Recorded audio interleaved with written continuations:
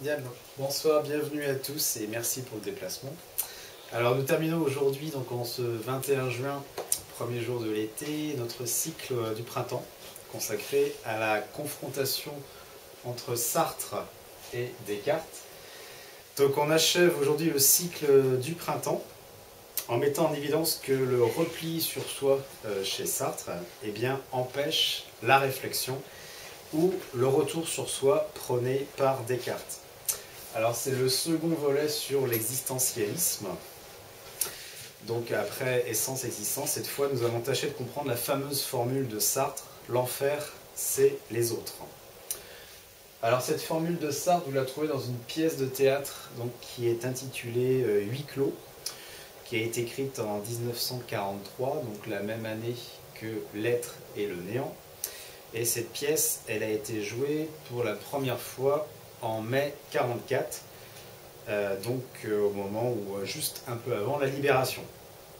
Alors on est toujours sur ces thèmes, donc liberté, libération, qui est constitué l'objet de notre dernière séance. Donc ce soir, on conclut le cycle sur cette formule, l'enfer c'est les autres.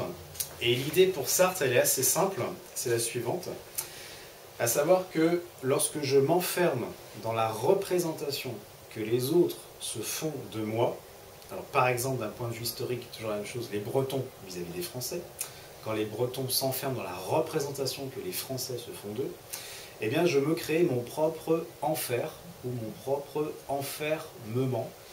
Un enfermement, c'est-à-dire que je ne peux pas me défaire ou me libérer de la représentation que l'autre se fait de moi.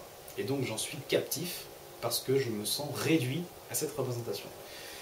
Et donc ce qu'on avait dit la dernière fois, toute la question des libertés, effectivement, c'est de forger soi-même sa propre représentation de soi-même.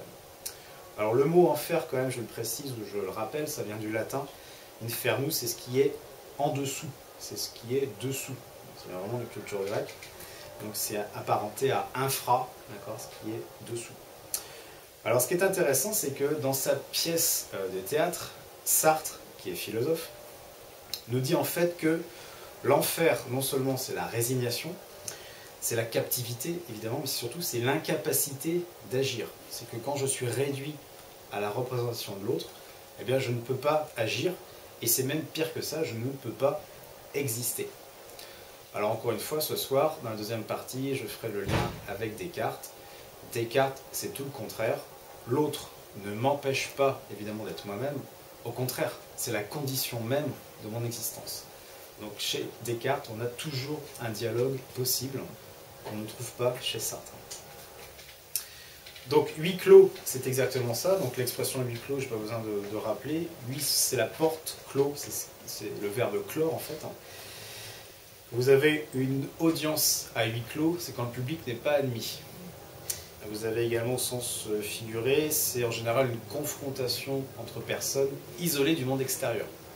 Alors moi je file l'allégorie, c'est que effectivement Sartre cherche toujours à définir une pensée française ou une philosophie française par elle-même, c'est-à-dire en dehors de tout rapport à une autre culture ou une autre pensée. Et ce qui m'intéresse typiquement, hors ou abstraction faite, d'une éventuelle pensée bretonne, ou en tout cas manière de voir le monde à la bretonne. En rappelant évidemment que Sartre s'est inspiré des travaux de Jules Lequier par Charles Renouvier, et que Lequier s'inscrivait un peu dans le sillage de Descartes.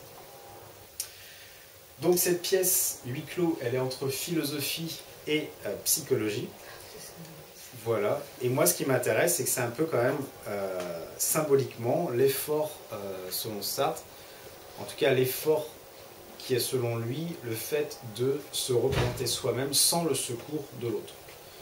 Alors je vais simplement résumer brièvement la pièce. Il y a trois personnages, et symboliquement ces trois personnages sont en enfer. Il n'y a pas de bourreau, mais c'est que chacun des personnages est un peu le bourreau pour les autres. Et justement parce qu'ils s'emprisonnent les uns et les autres dans la représentation qu'ils ont les uns et les autres, les uns et les autres. Alors, je vais simplement, vraiment de manière très succincte, rappeler le contenu de la pièce, et après j'en ferai un commentaire philosophique. Alors, dans cette pièce de Sartre, vous avez trois personnages qui se retrouvent après leur mort.